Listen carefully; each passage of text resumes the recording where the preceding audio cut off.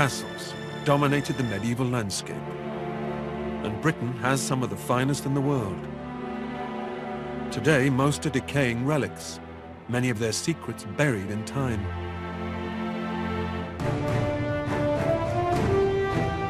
Now, historian Ruth Goodman and archaeologists Tom Pinfold and Peter Ginn are turning the clock back to relearn the secrets of the medieval castle builders. This is the ultimate in medieval technology. The origin of our castles is distinctly French, introduced to Britain at the time of the Norman conquest of 1066. 3, 2, 1, tirez! Here in the Burgundy region of France is Guédelon Castle, the world's biggest archaeological experiment. A 25-year project to build a castle from scratch, using the same tools, techniques, and materials available in the 13th century. It's a lot of hard work at the coalface, because this is industry. For the next 6 months, Ruth, Peter, and Tom will experience the daily rigors of medieval construction. Drop down. Yep. And everyday life. How workers dressed and ate. You can really smell your food. And the art of combat. This is the story of how to build a medieval castle.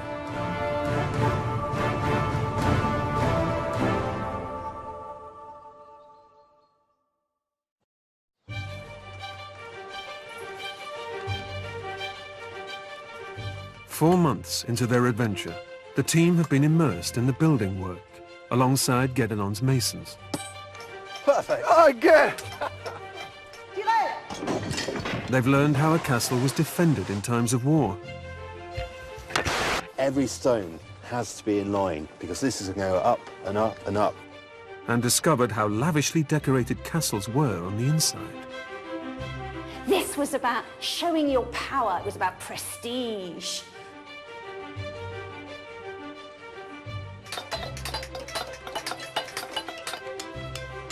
Now the team delve deeper to discover the secrets of the skilled communities whose combined expertise made such mighty castles. It's just this mass of molten metal. Castles were not made from stone alone, without the mastery of the medieval blacksmiths transforming metal.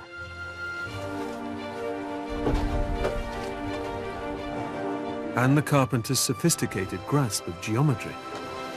Wow, is all I can say. The castle could never be built at all. This is one of those moments when everything comes together extremely fast in quite a dramatic way.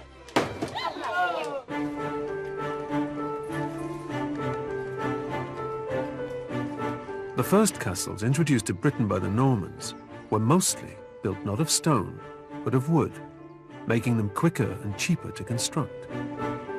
Their favourite design was the Motte and Bailey. Following the conquest of 1066, they erected hundreds at strategic locations across England and Wales.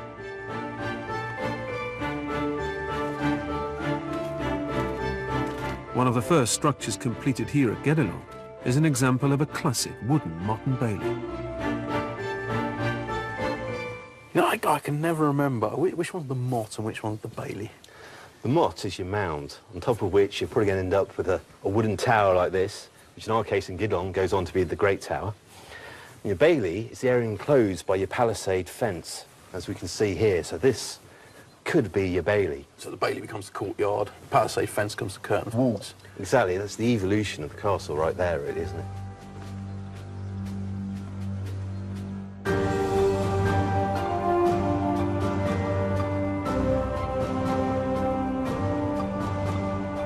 While most early castles were made of timber, at key sites, the Normans invested in stone, expanding on the Motte and Bailey principle of high tower and defensive surrounding wall, but using materials that were far more imposing and durable. William the Conqueror built stone castles to make a statement. Norman rule was here to stay. The fact so many of these castles are still standing after almost 1,000 years is testament to the precision and skill of their builders. It's this remarkable standard of craftsmanship they're seeking to recapture at Guédelon.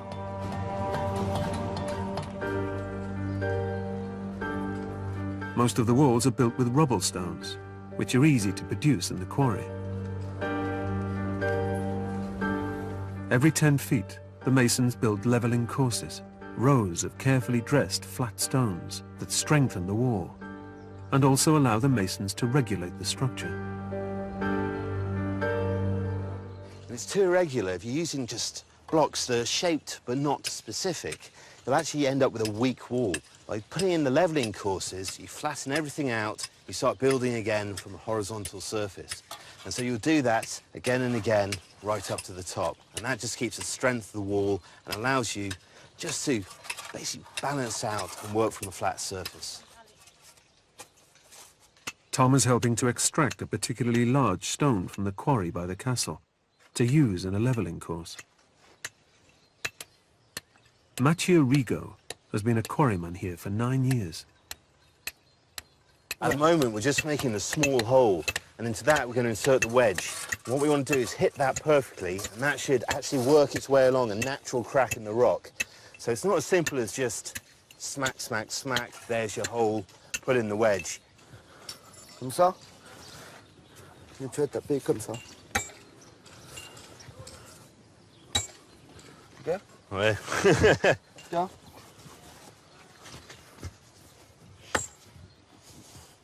Each different type of rock has its own extraction method, and quarrymen's skills were handed down from father to son.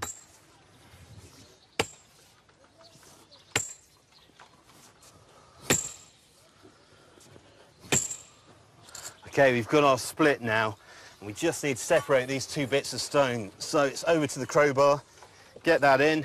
I'm going to lift it up, we're going to apply some more wedges. In the Middle Ages, some quarrymen also worked as stonemasons.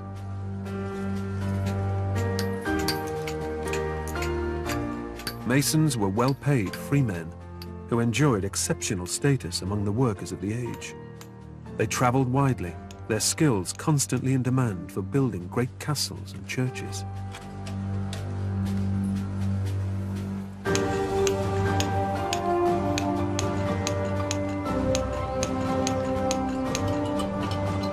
On a construction site, the stonemasons' lodge is where they gathered to eat, drink, and discuss ideas and designs. Lodges became regarded as strongly symbolic buildings, where the closely guarded secrets of the mason's craft were shared and geometry was taught. In an age where there was little scientific knowledge and a great deal of superstition, it's easy to see why a mason's lodge acquired an almost mystical status.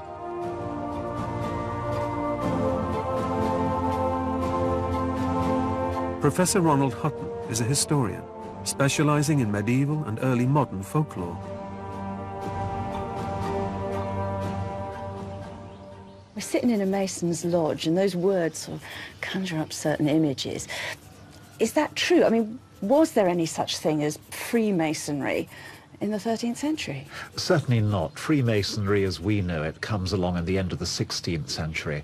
Actually in Scotland, where they decided to pull together the mason's skill of understanding geometry and structure in order to try and understand the secrets of the universe. And that began this secret society of people dedicated to knowledge, which grew into Freemasonry as we know it. So it has absolutely nothing to do with this sort of medieval tradition of building? Well, medieval masonry is the seed and modern Freemasonry is the full-grown plant. If you're a medieval mason, you are doing God's work. You're building God's houses, the churches and cathedrals. And as God is the grand architect of the universe using natural geometry, so human masons reproduce that. They are sub-creators, but are also in a highly mobile, skilled, dangerous trade.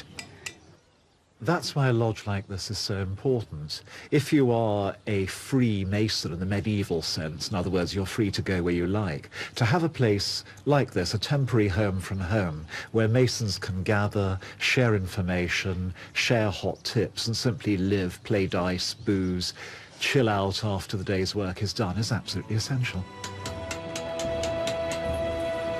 Stonemasons were not the only skilled craftsmen on a castle building site.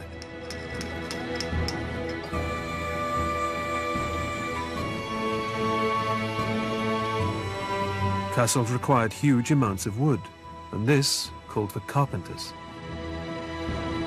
Roof structures, doors, walkways and drawbridges were all made from timber.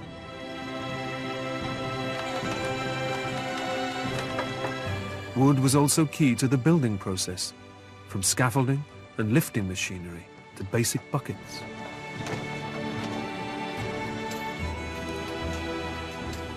Here at Guédelon, the wooden scaffolding is a really visible part of the build. It's also one of the most precarious and potentially dangerous. Indeed, we know that in 1138 at Canterbury Cathedral, William Sens, the master builder, was up inspecting the high vaults when he fell from the scaffolding and was paralysed.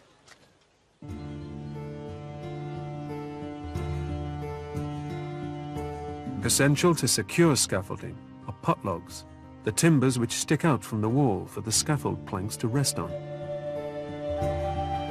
The timbers are deeply embedded in the walls in potlog holes, into which the logs are inserted. By planning potlog holes at regular intervals, the timbers can be continually raised in line with the stonework, avoiding the need to build a scaffold up from the ground. Carpenter and stonemason have a problem. Florian Ranucci is the master mason, overseeing all construction on the site. He's ultimately responsible for workers' safety here at Guédelon. Obviously, we don't want anybody to die when we're building this castle. So there are certain compromises. You're having to have some modern health and safety issues with the scaffolding. How close is the scaffolding you're using to being 13th century scaffolding, and how much is because you need modern health and safety? Well, the 21st century technique for us to work is only to put iron, Right. and also modern wood. So when we look around us, the 13th century scaffolding wouldn't have looked very different. The wood would have been hand-produced, not machine-produced. And instead of the bolts, what would it have been instead of the bolts? Ropes. Rope. It would have just been tied. Yes. So we have to do A little bit of compromise. a compromise for our safety and for building in a good way. Yeah. But we don't change the way of building. We use wood.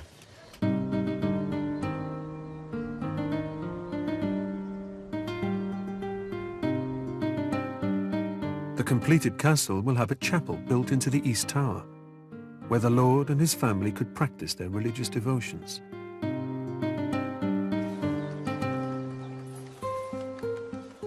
Even laymen would have heard Mass at least once a day, so a chapel was considered essential.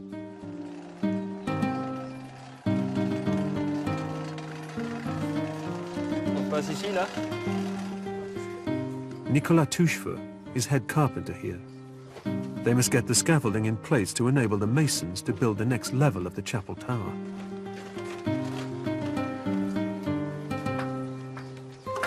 The masons have made a potlog hole, and the carpenters have prepared the wood in advance, complete with a mortise and tenon joint, something still favoured by carpenters today. There we go.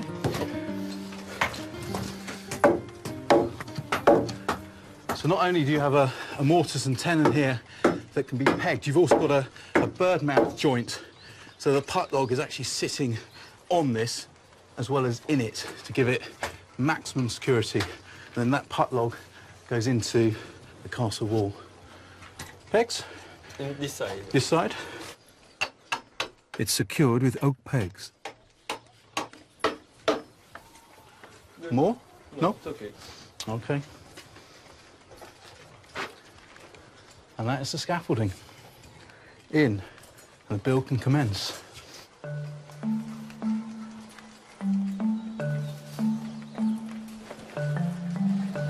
As well as the stonemasons being largely dependent on the carpenters, both were also reliant on another set of craftsmen. Blacksmiths. From hinges on doors to bars on windows or the chains that raised a drawbridge, metal was crucial. At the foot of the castle is a blacksmith's forge. Martin Claudel produces the tools and metalwork required at Guédelon.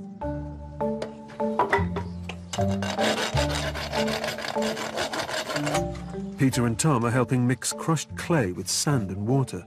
They're going to help build a furnace, or bloomery, to smelt iron for tool making.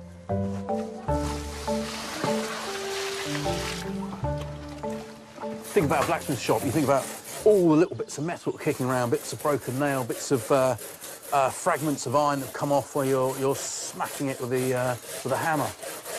And this furnace is a way of melting those all down and turning them back into metal that can be used. These are big old bellows.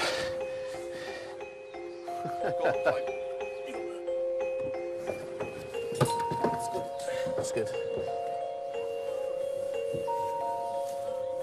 Once the furnace is complete, they just need to put in the door, held in with an ash paste so they can easily open it.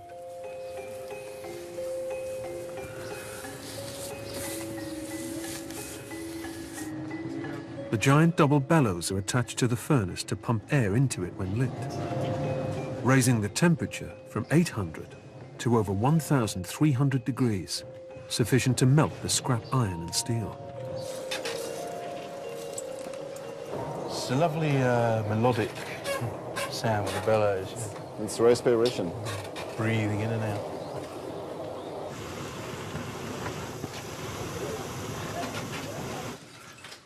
We've made the bloomery, we've made the furnace. We're going to put in charcoal, we're going to throw in the scrap iron, bring it up to temperature, melt this down, and hopefully at the bottom we're going to get, at the very least, reusable iron, but perhaps we'll get steel.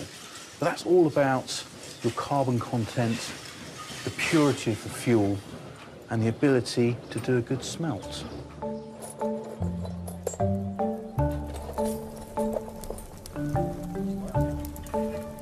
Steel is iron with a specific amount of carbon dissolved inside its structure.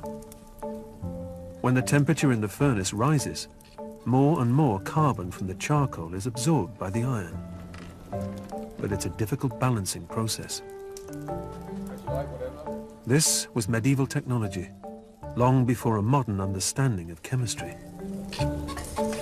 But hard steel was so useful for tools that even small amounts were precious. And pretty soon, we'll be ready to crack open that door and hopefully have a bloom of steel from which we can make tools. We've reached that moment. The iron that's gone in the top has melted, it's reached the bottom, it's hopefully turned into a steel bloom. Clement is just hacking out that sort of ash and water paste that Tomo used to patch up that door. Oh, door's off.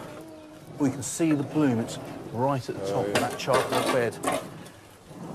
It's just this mass of molten metal. All those scrap bits of metal melted down. Ah. Tu me dis quand je tourne, hein? Tourne là. Voilà, là, dessus. It's amazing to see this happen in a blacksmith shop. I've never seen that before. It just means that these guys are self-sufficient. They need to compact the bloom to start the folding process for working it, to shape into tools.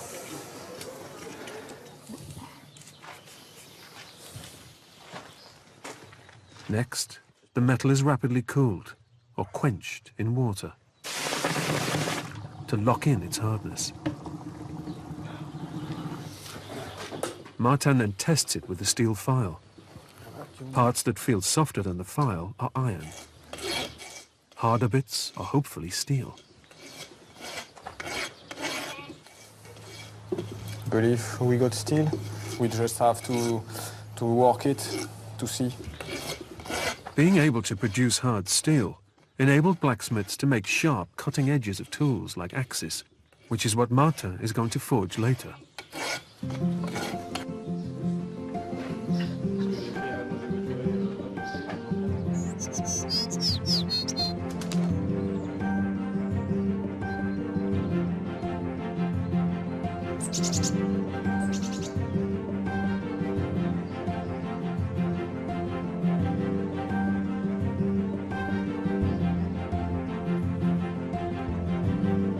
In the Middle Ages, the lords of castles like this one were part of the driving force behind the clearance of woodland to make way for crops and to provide timber and firewood.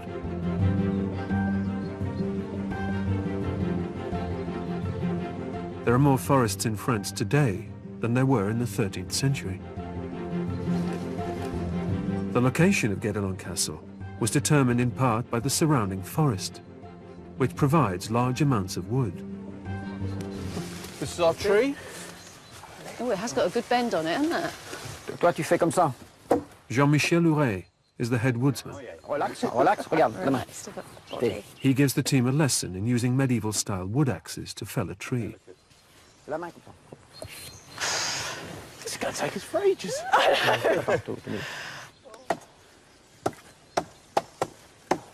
Trees were selected with specific uses in mind, depending on their size and shape. Faut leur expliquer qu'il faut que ça soit comme un gros crayon en fait. Hein. So you're trying to make it look like a big pencil at the bottom. Sarah Preston, the site administrator, is helping overcome the language barrier. Ah, les bras, attention. Il a pas un bras comme ça mériterait d'être plus lisse. Là, que là il a tapé là, Smoother. que ça soit Yeah, plus... sure. Ouais. Don't look over this side then. It's a terrible mess.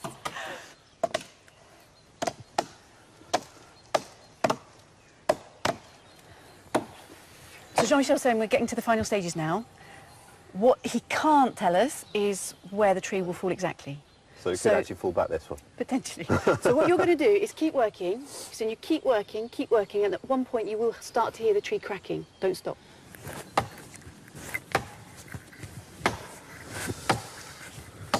It's so easy now to go and get your lump of wood or get your bit of stone, or the raw materials of life are easy to acquire. Yeah. When you see how much work is involved in the simplest of things. And not just that, it's the tools to get those raw materials. And you're looking at the complete tool set of the woodsman. Yeah.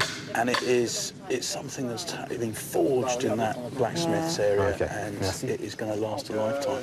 And they would have cost a fortune, really, for an ordinary working man. I mean, the tools of your trade, people pass them down in families because you have to. They're too expensive to acquire. This is definitely a spectator sport, I've decided. It is, yeah. It's very easy to critique someone's axe skills from it a is, distance. isn't it? I can see a whole new game show coming up now. Can you hear the crack yet, Tomo? I can hear cracking. I don't know if it's actually the tree or me.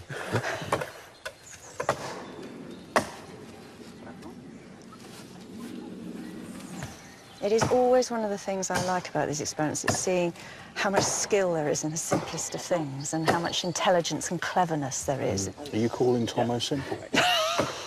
And I was trying to do that. Maybe it seems simple. Maybe that's more accurate. Part of the woodsman's skill is to plan so the tree falls safely in the right place, without breaking on impact. Vas-y, continue. C'est bon. Oh!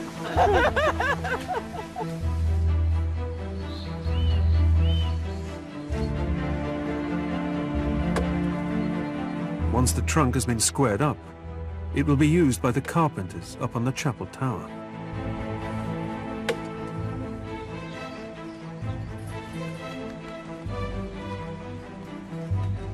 Much of a castle owner's wealth came from exploiting his land and its tenants. One way of doing this was to build water mills, providing a regular source of income. These mills would have made a huge difference to the lives of local villagers and labourers. Producing flour for their bread required up to 2 hours a day of hand grinding. But one mill could produce as much grain as around 40 people grinding by hand. According to the Doomsday Book, in England, as early as 1080, there were over 5,500 watermills.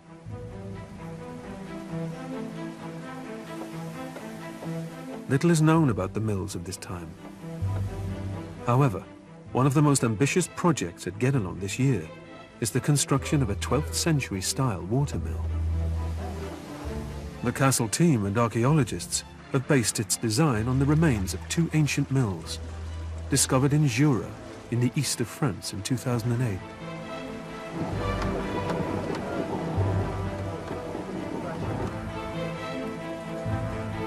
Sophie Windsor is one of a team of carpenters who've painstakingly worked on the watermill over a 2-year period.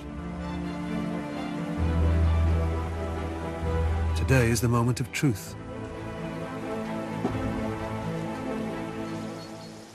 Today we are going to try to make some flour in the watermill. So we are going to open this sluice, the water is going to run, and hopefully the wheel is going to turn and grind some grain. So being able to do this, you can actually see it working and relate it back to the evidence you found in the archaeological record. Yeah. So this is why it's absolutely experimental archaeology. That's why we tried several times, and each time we have maybe to change some pieces and to do some modification. So I think you can start by opening the sluice.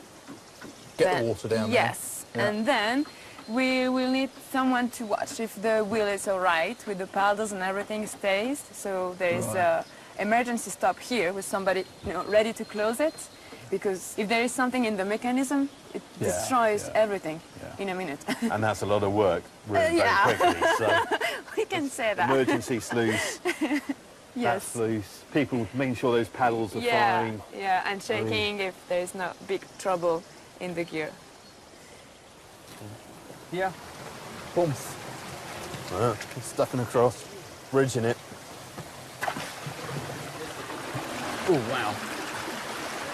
Right. Better get down to our second station. But there's a problem. The mill wheel isn't turning nearly as quickly as it ought to be. It means that we don't have enough pressure. Right. So the grain isn't coming out. No, it's not going down.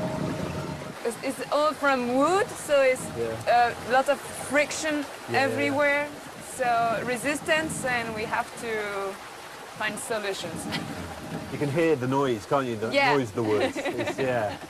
And also, it's true that the stones have to get a bit used. Yeah, and then it will be a bit smoother. Everything is still new as well. It needs to be used a bit. Yeah. And this is experimental archaeology, so everything that's going on here is all about trying to work out exactly how these worked. I mean, it's easy to think of a watermill in terms of water management, and the water is coming down the sluice and it is going into this wheel, but the problem is it's not sufficient to drive this mill. There's too much friction currently in the mechanism. So although the stones are going round, they're only going round because we're helping them out. So we just need to fine-tune this a little bit more to get this working perfectly. But we're very close, very close. 2 years of painstaking research and building could be in vain if the problems can't be remedied. But Peter and Tom are hopeful that some simple modifications and liberal application of lubricating pig fat will solve the teething problems and get the mill working properly.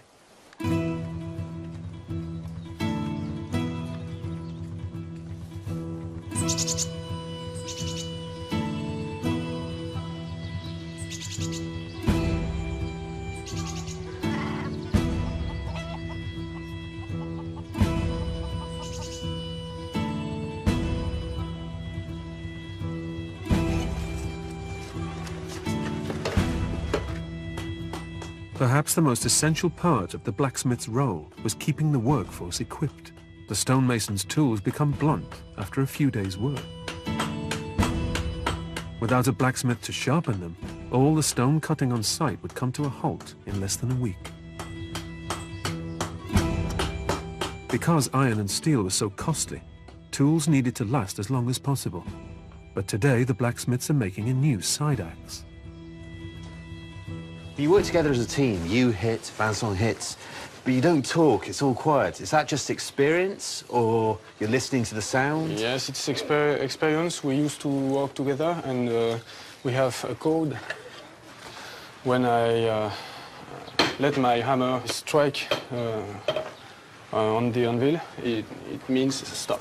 That's it. So in all the noise of working in the forge, it doesn't actually matter. It's a visual sign as well. That's it. A piece of hard steel will be welded onto an iron axe head to make a hard cutting edge.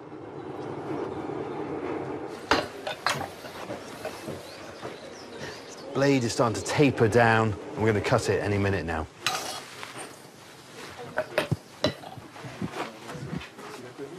Right? Okay. Tom has a go at cutting steel.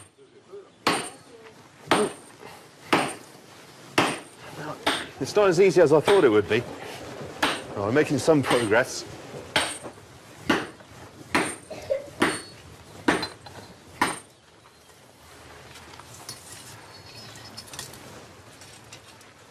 What the guys are doing is just measuring up the steel against the iron axe head. It needs to be pretty precise. Until modern times, few methods of accurately measuring temperature existed. So blacksmiths traditionally judged it by watching the changing colors of the metal. Once the iron is white hot, the hard cutting steel can be welded onto it. It's taken a lot of work to make this axe, but when you think about it, it's a crucial tool for building the castle, making the water mills, just shaping anything that was required, like scaffolding. You can't do without an axe. And these guys are working hard constantly to just make sure those tools are available for the entire site. The climax of the process, changing the qualities of metals, was one of the medieval blacksmith's most carefully guarded secrets. Martin heats the axe to a critical temperature, which changes the steel's structure. He then quenches it in vegetable oil, which locks in this new hardness without distorting the blade as water might.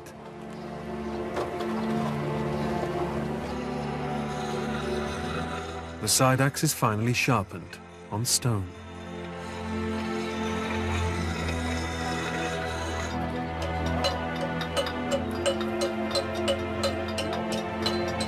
Medieval stonemasons may have been revered, but many held the blacksmith's craft as supernatural.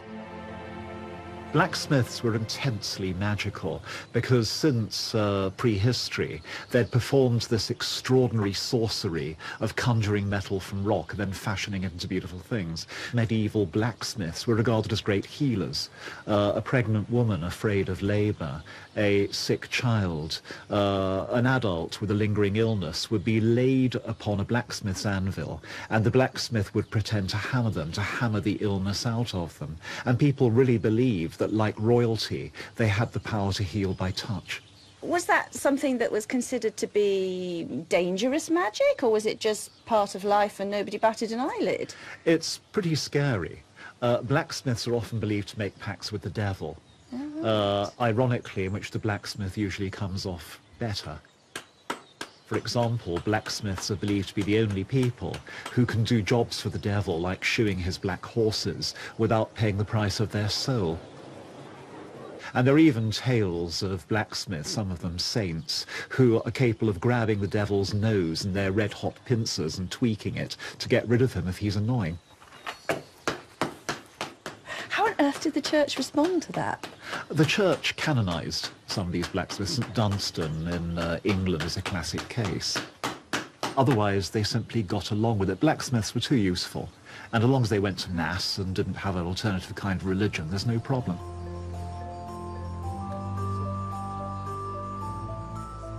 Here at Guédelon, carpenters, stonemasons and archaeologists have spent weeks modifying the mill mechanisms and the water channel. Peter and Tom are going to attempt to grind their bag of grain. We are going to start with the wheel, Philippe Delage has been closely involved in the mill project from the beginning. which we are going to turn. And he's going to help them try it out. Wow. You can hear that stone singing. It's unbelievable how many pieces, man-made, each one of them, are actually involved in this wheel alone, let alone the rest of the actual building. Yeah. It's a lot of wood. It's a lot of wood. All right, good. We got enough water. Thomas, maybe you can open the van? The sluice gate here? Yeah, that's it. You know, you use this timber. A bit of Just leverage. Right, And it goes. after you put Keep it wedged this open. one underneath, like this. And now we'll just control the amount of water we let through. Yes. So we are going to climb upstairs. Shout out loud when it's time for me to. You're controlling our power, man. Flower power.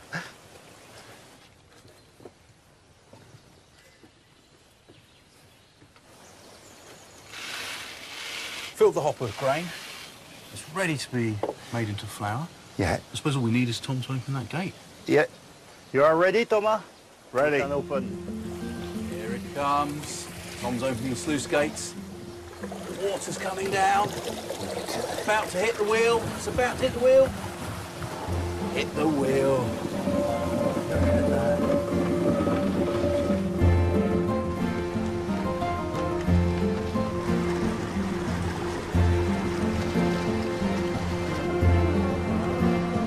The mill has a paddle wheel, 8 feet in diameter. This turns an axle, turning the smaller pit wheel. The teeth of this turn the lantern wheel, which turns the spindle. This powers the millstone, over 3 feet in diameter. The bottom stone, the bedstone, is fixed, and the top one, the runner stone, revolves to grind the grain. The water is turning that wheel, and our stones are going. Finally, the mill is operating as intended, recreating an extraordinary feat of medieval engineering. Right now, I can really appreciate how precise everything has to be. This isn't pinpoint accurate. It's going to damage it. So, Peter, how's it going? Have we got flour? We're getting... Yeah, it's brilliant. It's superb. I mean, yeah. Wow. Wow is all I can say. You've built this. No, it's okay.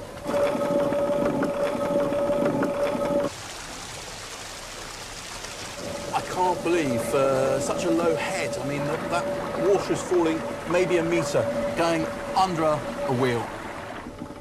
You're managing to turn a stone that is 200 kilograms, and you're managing to grind your grain into flour.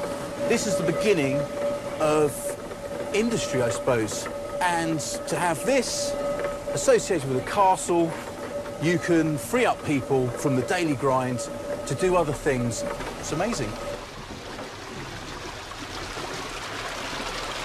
Oh, here he comes. Captain Power. Oh, let's see what we've got. Is that it? What do you mean, is that it? Oh, fantastic. Philippe, are you happy? I think it's a good start. I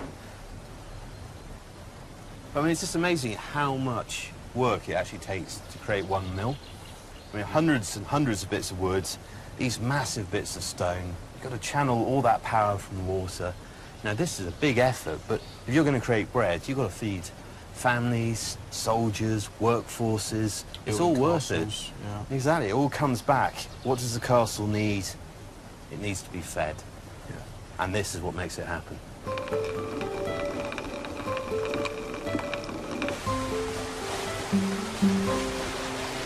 And once it was up and running, as well as producing food for the inhabitants of his castle, the Lord could start making money from his mill.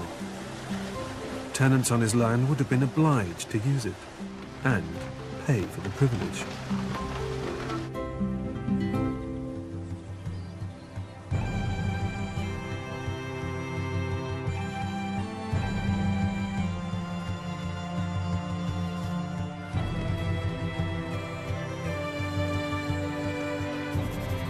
The next major project at the castle is to build a wooden walkway, or gallery, on the inside of the chapel tower. This would allow soldiers to get from the main building to the castle walls, without disturbing the sanctity of the Lord's chapel.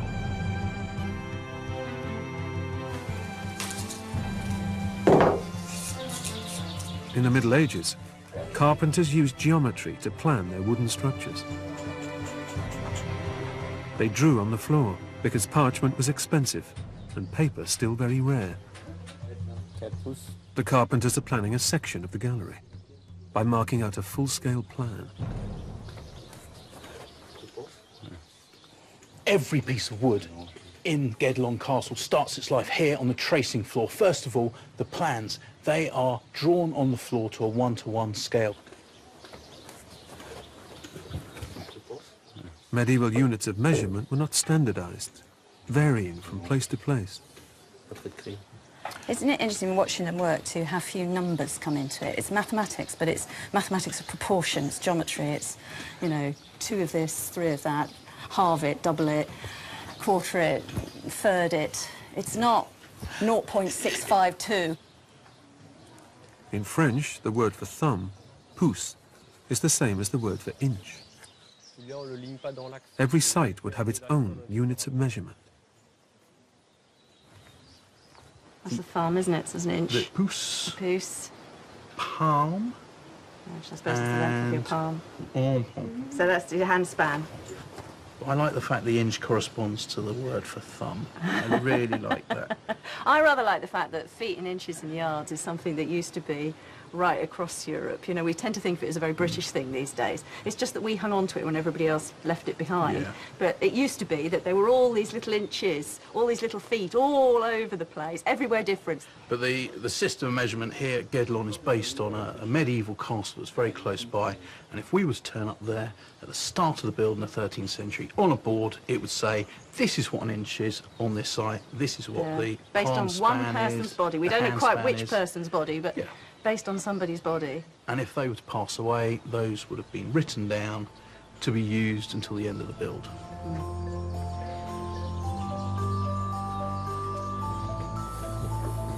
To make a straight line on the tracing floor, It needs to be quite tight. they use string with red ochre powder. Pull it quite high. Yep, okay. Corresponding lines are made on each section of wood before matching them to the floor plan.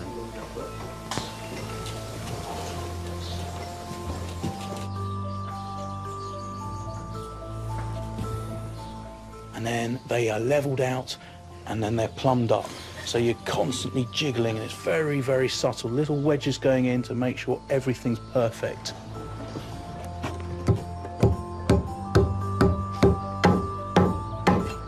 Once everything is lined up, they can cut the joints.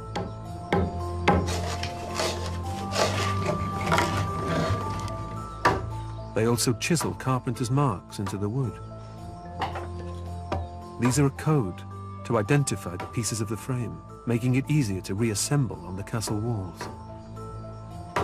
Each team would have had their own code. Finally, they assembled the completed frame.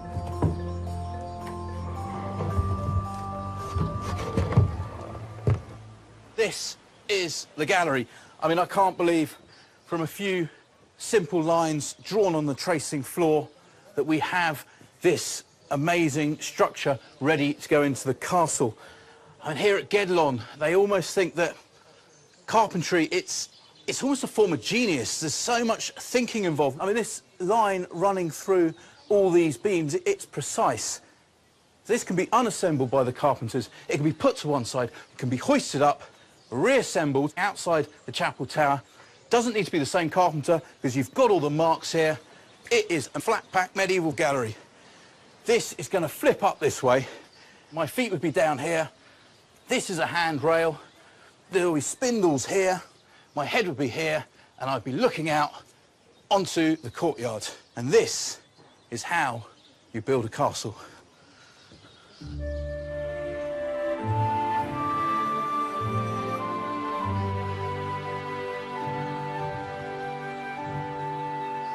It's thought about 30 people would live in a castle like this, from the lord and his family down to servants and guards. They would have been fed from the castle kitchen, and bread would have been the staple of all their diets, made in the stone bread oven.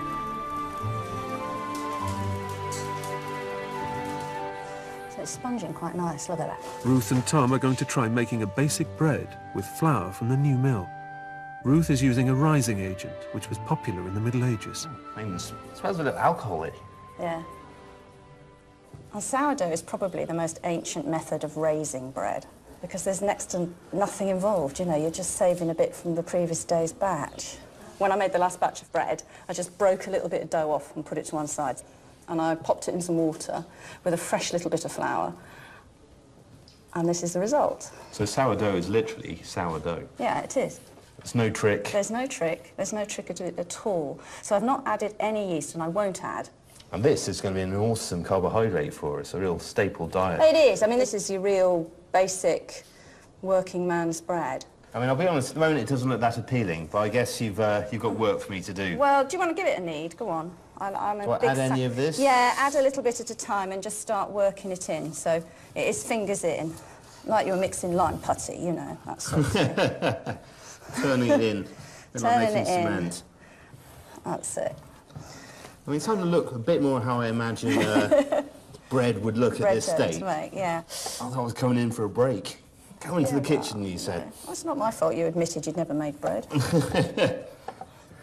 And were these like family affairs or a proper big business? How would a baker make his money? Well, the majority of bread was made at home on a family scale. Right, OK, by so women. you wouldn't go out and buy, you'd actually have it in-house. In the 13th century, most of it is being homemade. OK, that's behaving much more like a lump now, isn't it? When you think, work is involved in this at every stage, it's massive effort, isn't it? It is a bit bigger. So you're happy with that? So just roll it into a nice loaf shape. All right, lovely. Yeah. And then I want you to make a deep, very fast cross. That means that it's broken the surface tension. It's easy for the loaf to rise. Right. And you also get more high-quality crust for your crumb. OK, so 2 cuts, nice Donk, and quick. donk. That's the one. Burning wood heats the oven and is then raked out before the bread is placed inside. That's Wanna pretty rake out? warm. Do you fancy Rake raking out? out? I can do that. So what am I doing this, Ruth? It seems incredibly dangerous. It is incredibly dangerous. You're right there. It's just a But bit of fun, basically, isn't we it? don't need the fire anymore. The fire has done its job. It's heated the stones, it's brought them up to cooking temperature, and now we need to get the oven clean, ready for the bread to go in. Right. And we also want to put a little bit of steam in there so that it will help that final rise. Just scrape it all to the side so you've got access to the fire. That is your 13th century oven health and safety, that little move there. That's your safety. Right, next job. We've got a Next mop job. that's been soaking. You need to just quickly mop out the oven. You're not just cleaning, you're also adding steam. That's a mop, is it? That's a mop. You're going to get it in Okay. and throw it around. Okay. That's it. And you can see how that water doesn't just turn to steam, it just sort of seems to almost explode into steam. Look, It does oven's look- dry. Your next challenge is to get it on your pell. Right. There we go. There we go. Make sure it's sliding on the pell. It is. There you go. Sticking it in. Right bang in the middle. Right bang in the middle. That's it. Done. Oh, look at that go. Yeah. I'll give you a shout when it's done. OK. I'll go back. Back to work then.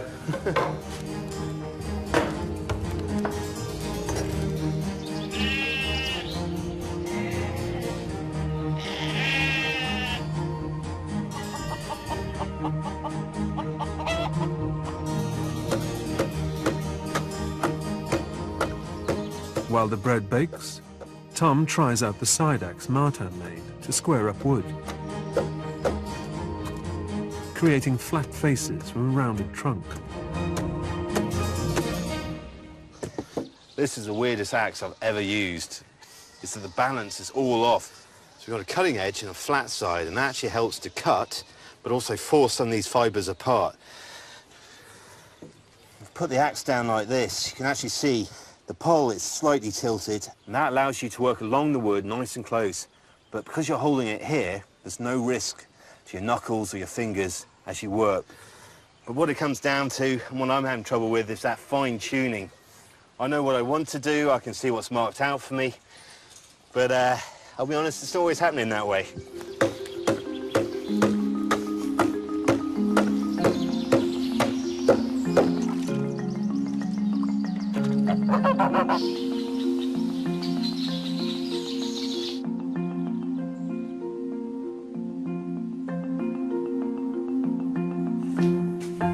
Okay, moments of truth, Ruth. How's your loaf done? It looks quite a dark loaf. Was that the intention? Dark. You mean burn? You mean burnt? I'm not a baker, so I don't want to make that that claim. Uh-oh. Looks like we've got the oven a bit hot. All right, let's have a... Whisker out.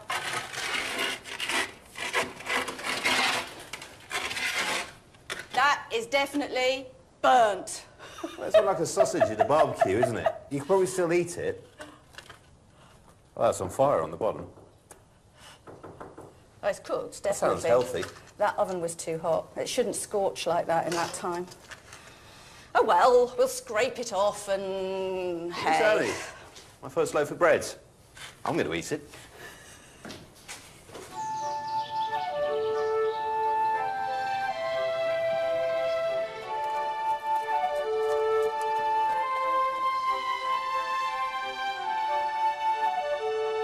The wooden gallery is ready to be installed beside the chapel tower.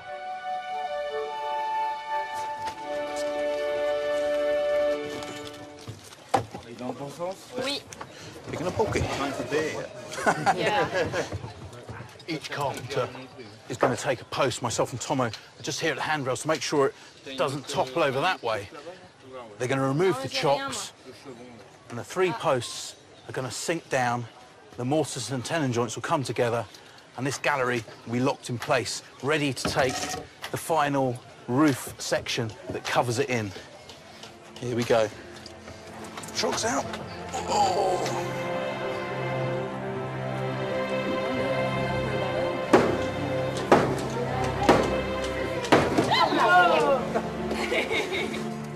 C'est bon, Nicolas? And the gallery's in place.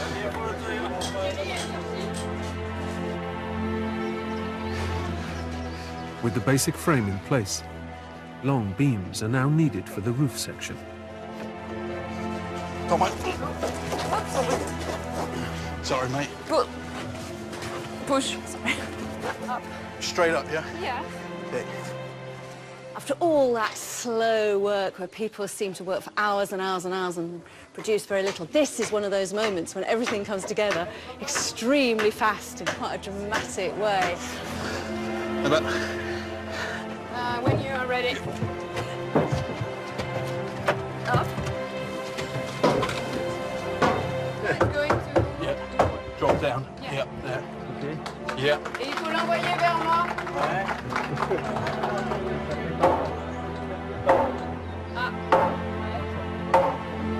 Sorry, With a bit of force, the joints go into place and are pegged into position.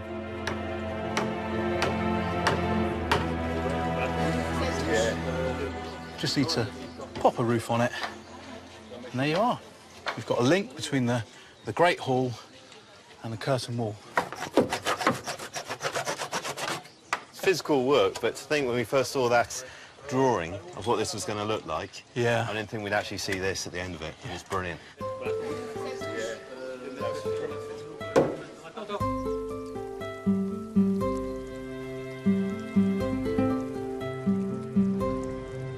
A watermill would also have a mill pond, owned by the Lord, which was a source of fish. And castle workers might well have been rewarded for their hard work with a fish supper. That is a scary beast. It is, isn't it? Pike was a favoured dish at feasts throughout the Middle Ages. So freshwater fish was actually quite highly prized. Yeah. And pike more so than things like salmon and trout. Yeah, that is a medieval fish and a half. Ham full of leavies, fat hen, lovely medieval vegetable. And you're not doing anything to this pike? No, just shove him on as he is. So, half an hour, should be done.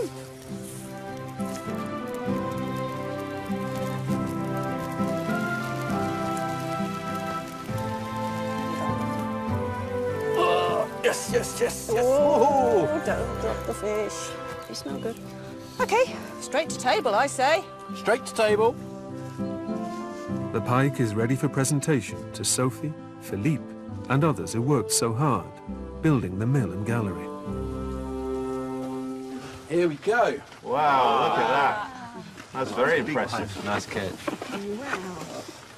Love to say I caught that myself. I also want it noted I have brought something to this meal in honour of the carpenters, you see. That's no way to treat your first loaf. Wow. Crucial. Oh, that's Look at that. See how soft that is? It's got a good crumb. Good crumb. Do you want to break some up for the people over there? Oh, fantastic. Thank you, Ruth. Philippe, having worked the mill, what do you think of the bread coming out? I mean, it's not bad. Not bad. Look how solid this pike flesh is. See, this is why it's one of the king of fish. You can actually carve it into finger-sized pieces. Which is the point. You're supposed to be able to pick it up with your fingers. And yeah. Wow, that actually is really good. I mean, It's genuinely. right, isn't it? Really nice. And I always thought pike was really bony and so therefore really hard to eat, but... Well, it's not just came particularly, away. is it? There's a lot of meat. And it's quite an intimidating looking fish when you think about it. Oh, you should have seen it when we were still fresh. Jeepers. I think we should drink to the mill. Yeah. Cheers. To the meal. Santé. Santé. Milk. À la vôtre. Voilà.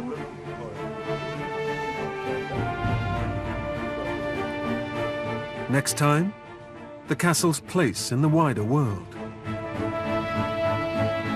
With expensive items traded across the globe. The spices I've got here are worth more than a chest of gold. And the latest architectural fashions arrive at Gedano. Black, white, Byzantine-inspired archway.